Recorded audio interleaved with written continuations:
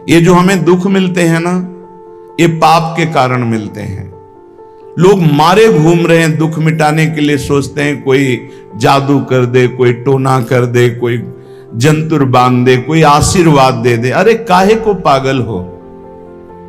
यदि तुम अच्छे आचरण करते हो, भगवान नाम जप करते हो, सद धर्म से चलते हो, तो तुम्हें किसी से आशीर्वाद मांगने की जरूरत नहीं। बात मान लीजिए, प्रार्थना मान लीजिए। दिखावे में लाखों लोग अपने जीवन को नष्ट करने के लिए तैयार हैं। ये माया का ही तो दिखावा है जिसमें जन्म के जन्म हमारे नष्ट होते जा रहे हैं। सत्य मार्ग को क्यों नहीं पकड़ते हो? किसी के आशीर्वाद की जरूरत नहीं आपको आनंद प्राप्ति के लिए। आप आनंद के बच्चा हो, आनंद स्वरूप हो। जिनसे आशीर्वाद मांगते हो उनके अंदर जो आत्म तत्व बैठा है वो तुम्हारे अंदर बैठा है। वही संपूर्ण आनंद लिए तुम्हारे अंदर बैठा है। तुम्हें किसी से गिगियाने की जरूरत नहीं। बस तुम अपने स्वरूप को नहीं पहचान पा रहे हो, अपनी शक्ति को जागृत नहीं कर पा रहे हो, इसलिए तुम दौड़े घूम रहे हो। भागने की जरूरत नहीं है। सत्संग सुनो, उसे अपने आचरण में उतारो।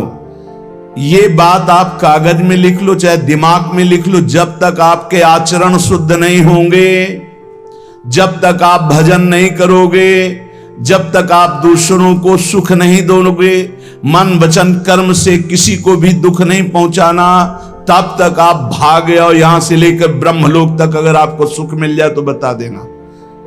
आ ब्रह्म भुवनान लोकान पुनरावर्तिनो, अर्जुन यहां सुख मिलने वाला है।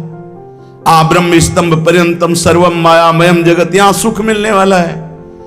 अगर सुख सिंधु भगवान का भजन नहीं करेंगे, बैठ के अपने घर में बैठकर आधा घंटा भजन नहीं करेंगे, मारे घूम रहे हैं, सोच रहे हैं ये भगवान का अवतार है, हमारा कल्याण हो जाएगा। ए भाई, जब भगवान वास्तविक अवतार लिए और जो भजन नहीं किए उनका भी कल्याण नहीं हुआ। भगवान के अवतार के समय हम भी रहे होंगे कहीं ना कहीं, किसी जीव जंतु के कल्याण हुआ क्या?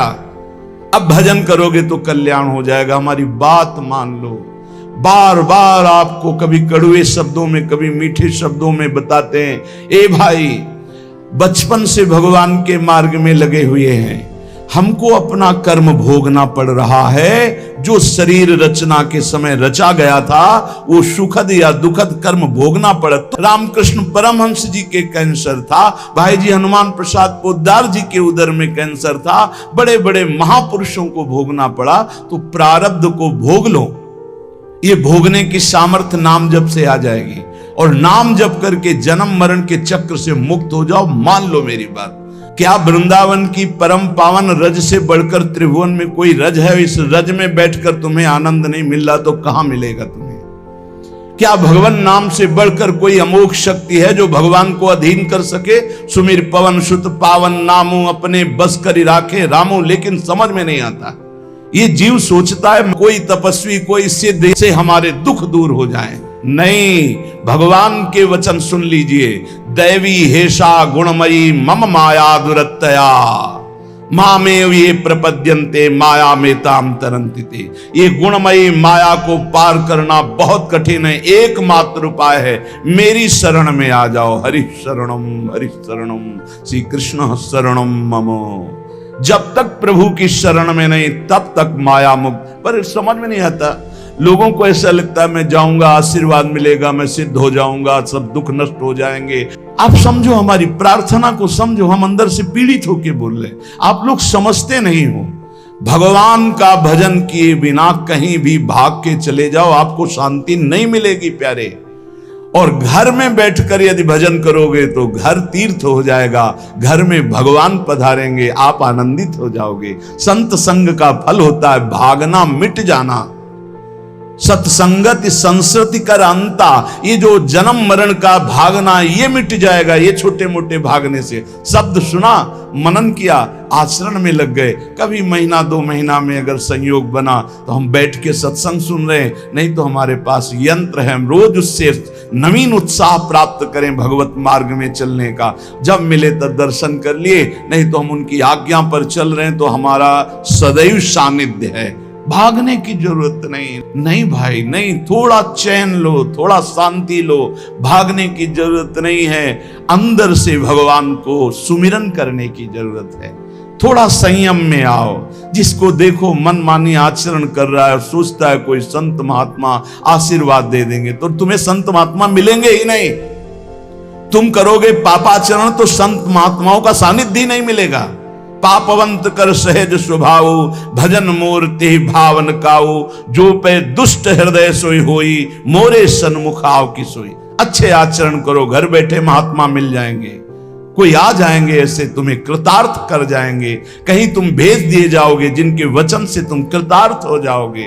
हमारी प्रार्थना को मानिए, अपने इस अमूल्य मानव जीवन को कूड़ा करकट की तरह मत नष्ट कीजिए। श्रीपाद कह रहे, नेत्रे उत्पाटित सपदि स्त्री क्षणे लालसा चेत। यदि ये गंदी लालसाएं उत्पन्न हो रही हैं तो थोड़ा शासन में लाओ अपनी इंद्रियों को, छूट मत दो। बहुत जीवन व्यर्थ कर दिया इन इंद्रियों ने, अब सावधान हो जाओ। तुम स्वतंत्र सिंहवत जीवन व्यतीत करने के लिए मानव जीवन प्रकट किए भगवान ने तुम्हारा। तुम इंद्रियों के गुलाम होकर, मन के गुलाम होकर, भोगों के गुलाम होकर के जीने के लिए नहीं आए हो मनुष्य देह में।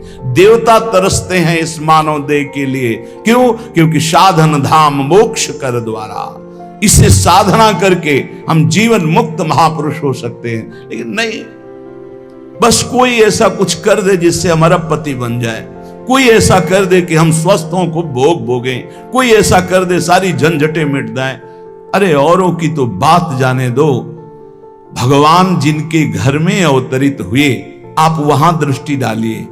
इतने बड़े भजनानंदी महात्मा वसुदेव और देवकी कंस कारागार में बंद किए हुए भगवान पधार रहे हैं, हथकड़ी बेड़ियों से जकड़े हुए। आप विचार कीजिए, भगवान के सिवा तुम्हें कोई बंधन मुक्त नहीं कर सकता। और सब तरंगे हैं, भगवान भगवान है, हमारी बात को समझ लो। भगवान भगवान है, भगवान के भाव में डूब करके सब भगवत स्वरूप हैं। तरंग में वायु विकार है, वायु विकार हटा तो समुद्र ही है। पर इतना भेद है कि समुद्र करोड़ों अनंत तरंगे प्रकट कर सकता है, लेकिन एक तरंग समुद्र नहीं प्रकट कर सकती। ऐसे ही जितने महापुरुष हैं, जितने सिद्ध महापुरुष हुए, भक्त हो चाहे ज्ञानी हो चाहे योगी हो, वो माया विकार को नष्ट करके ब्रह्म रूप में लीन हो गए, तो ब्रह्म स्वरूप वो भी हो गए। ब्रह्मविद ब्रह्म ही भवति। लेकिन ब्रह्म तो ब्रह्म है, जिसने एक संकल्प मात्र से अनंत सृष्टि का सृजन कर दिया, उसकी समानता करने वाला त्रिभुवन में कोई नहीं है। तो उन्हीं भगवान की, चाहे निराकार मानो, साकार मानो, सगुण मानो, निर्गुण मानो, उन्हीं भगवान की शरण में जाने के लिए सब संत महात्मा, और जो भगवान की शरण से अलग करके अपने को भगवान माने, तो हमें लगता है फिर बचना चाहिए ऐसे भगवानों से, जो अपने वचन से, अपने आचरण से, अपनी हृदय की भावनाओं से जीवों के माया जनित आकर्षण को नष्ट करके श्री भगवान से प्रीति करावे। उसे संत कहते हैं, उसे ब्रह्मर्षि कहते हैं, उसे महात्मा कहते हैं, उसे भक्त कहते हैं। शास्त्र उठा के देख लो, ब्रह्म स्वरूप हो गए हैं। दूसरों ने अनुभव किया कि साक्षात ब्रह्म है, लेकिन वो जब बोले तो अपने को ब्रह्म नहीं बोले। गोस्वामी तुलसीदास जी साक्षात भगवान के स्वरूप हो चुके। वो क्या कह रहे हैं? जो मैं अपने अवगुण कहूं, बाढ़े कथा पार नहीं लहूं, ताते मैं कछु अलप बखाने, थोड़े महू समुझे सयाने। कह रहे मैं अपने अवगुणों की यदि कथा कहूं तो ग्रंथ भर जाएगा। थोड़े बता दिए हैं कि मैं अवगुणी हूं, इसमें जो विवेकी जन है वो समझ पाएंगे मेरी बात को। क्या समझ पाएंगे? कि भगवान की शरण में जाने से जीव भगवत स्वरूप हो जाता है। गोस्वामी जी भगवत स्वरूप है। सामने भगवान बैठे हुए सबरी माता का स्तवन कर रहे हैं नवधा भक्ति के द्वारा, और सबरी जी ऐसा कह रहे, अधम ते अधम अधम अति नारी, तिन मां मैं मति मंद अघारी। ये है महापुरुष। भगवान के चरणारविंद की, नाम की, लीला कथा की वृत्ति हृदय में जिनके संग से जागृत हो, वही सत्संग है। हम लोग बड़े बावरे हैं, अरे तरंग कभी समुद्र प्रकट कर सकती है?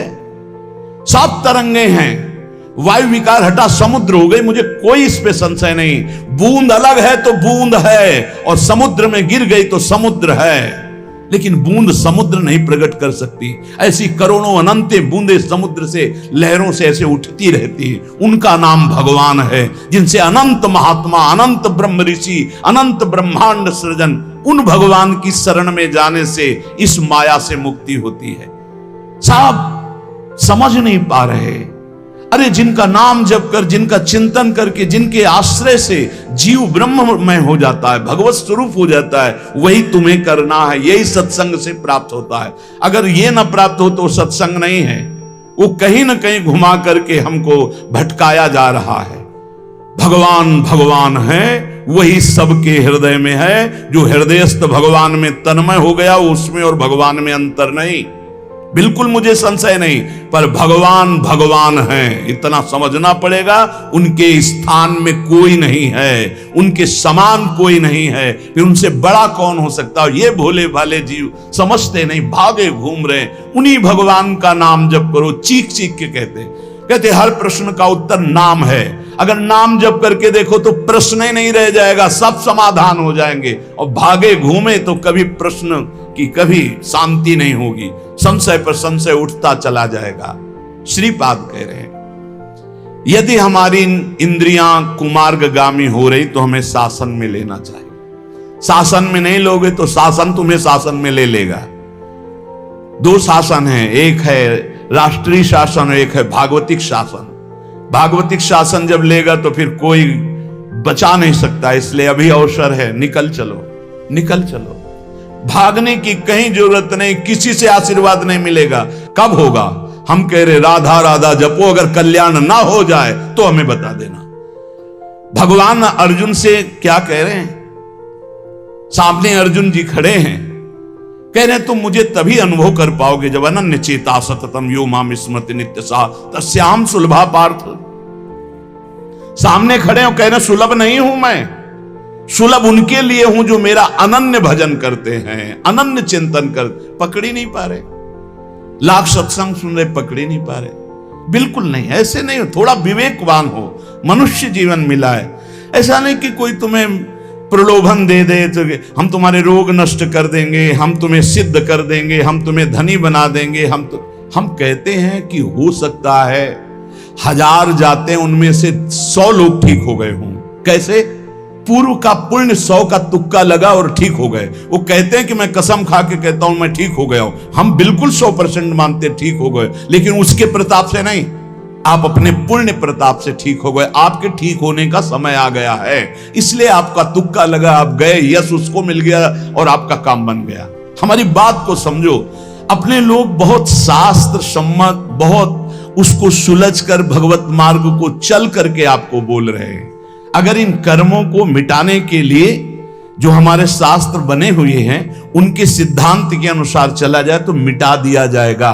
लेकिन जब मिटाने की सामर्थ्य आती है तब लगता है अब इसको रख के क्या करेंगे, हमारे को तो प्रभु के पास जाना है, हमें तो दिव्य भाव देह प्राप्त है, हमें अपने स्वामी, अब इस शरीर का क्या करेंगे। तो जैसे सांप अपनी केचुल से संबंध नहीं रखता, ऐसे महापुरुष अपने शरीर से संबंध नहीं रखते।